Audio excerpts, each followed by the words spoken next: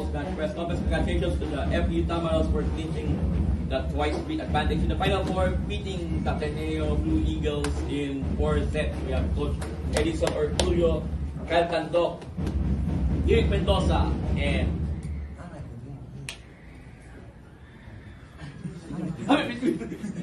Coach, congratulations for this victory. What can you say? Yun nga, Ateneo played na may sense of desperation kasi nag-aabot sila sa Final Four. So ano masasabi mo sa pinakitang effort ng mga ng team para ma-pull through this victories? Inaral namin yung receiving saka yung attacking ng Ateneo. Medyo alam mo yung service na ginagawa ni Kennedy, medyo alam mo yung sobrang anlayo ng inaabot ng second set. Akala ko forever na siya mag-serve dun buti na stop. Ngayon doon naman sa blocking ni sa Larson, kung makikita natin, malinis din. Talagang walang hindi tumama sa kamay niya para maka-counter-attack sila Siguro, ano lang. Siyempre, thank you sa boys na sa game na nasusunod naman may mga makilan-ngilan lang talaga na kailangan linisin. Okay, with Kyle, you have 2 points, 2 digs, and 2 extra receptions. So, maganda yung hugot sa'yo ni Coach. So, ano man sa'yo na yung tiwala binibigay sa'yo ni Coach at syempre, may tawid yung laro. Sa akin po, pinanindigan ko lang po kasi yung mga ina-advise sa amin ng mga coaches. And ayun, ginawa ko lang din po yung best ko. Sabi kasi nila coach, nung pinasok ako, kung kaya naming habulin or kung kaya naming lamangan, gawin namin kasi nga medyo palanganin itong game na.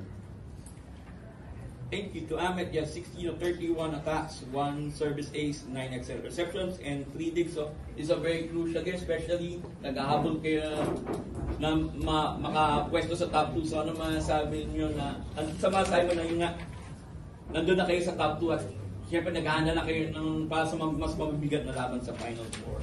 Siyempre una po, sobrang thankful na kay Lord kasi hinayaan niya yung mangyari itong bagay na to sa amin.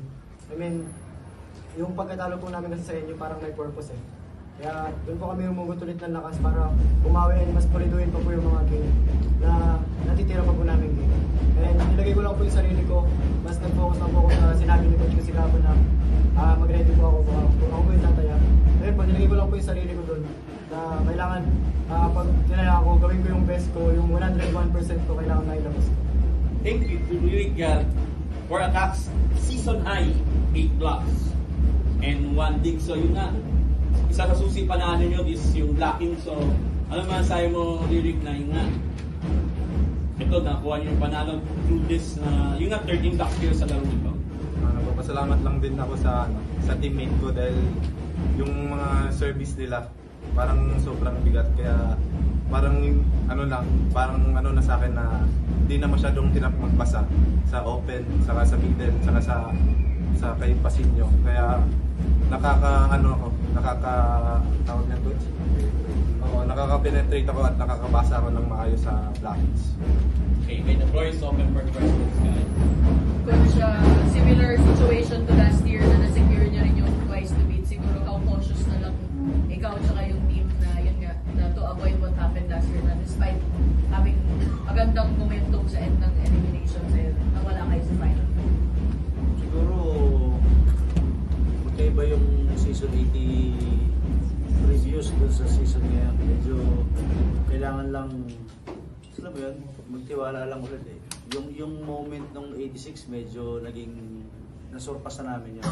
So ngayong season medyo iba rin yung taya ng tao natin sa loob. Kaya kahit pa paano, mindsetting, naka-move forward na kami ron On to the next game.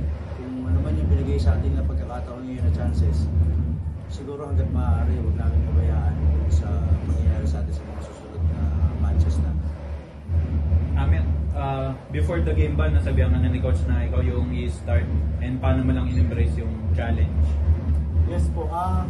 Actually, kahapon pa po sa ensayo. Tinry na po na ako yung itaya ni Coach. Then, doon pa lang po kahit medyo may confusion po sa akin na mas pinagkatiwalaan ko lang po yung mga coaching staff ko. Yung mga teammate ko na pilit nag-up sa akin kahit minsan down po ako. Kaya yun po, sabi ko, nandyan yung mga teammate ko, yung mga coaches ko, andyan din si Lord. So, walang imposible na magawa ko yung best. Coach, ano naman masabi mo dun sa pinakita niya? At tinaya mo nga siya ngayon and nag-deliver team high 17 points. Yung boys kasi, actually, wala kaming ginagawa na hindi alam ng bawat isa. Yung sinasabi natin na magic bullet. Kung sa tingin siguro ng outside ng circle na may magic bullet sa amin kasi bago gawin. Walang confusion na o kaya yung sinasabi ni Ahmed na yung pinagkakatiwalaan. Actually lahat yan. Kung pwede lang, alam mo yun, palitan mo yung bawat isa.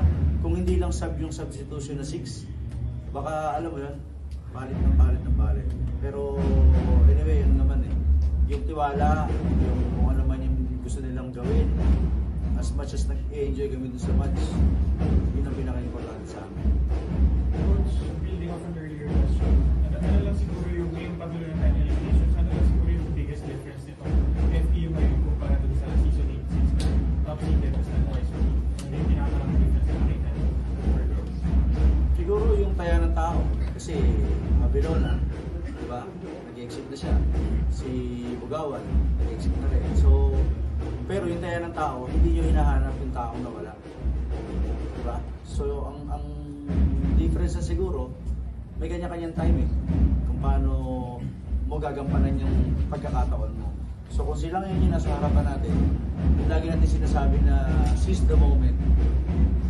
Even the coaches, di ba? Makikita nyo, iba yung set ng coaches ngayon sa previous season. Kaya siguro huwag natin hayaang pasayang lang yung pagkakataon natin yun. Hanggat maaari, kung ano yung kayang ibigay natin, mas triplihin natin. Okay, masasabi mo pala na ito pala yung nandito ay Space kasi ito yung isang pre-season championship yung for the UAP. So, do you think ito parang nag-inspire sa inyo na, di tayo nag-champion nun sa pre-season dito yun, okay, say? Tama. Ano naman eh, siguro yun, isa rin yun sa mga, dito ka nag-champion, ito yung first ever na championship match ko na ako yung nag-head coach, tapos sila rin yung player. Alam mo yung, every time na dadaan kami siguro dito, every time na maglalaro dyan, medyo, alam mo yung feeling na nakakatuwa na maramdaman yung gano'n. So, yun na siguro, yung seize the moment, hindi dapat talaga mawala yan. Congratulations, Coach. Thank you so much. Maraming salamat po sa inyo. Thank you. Maraming salamat po sa inyo. Thank you so much po.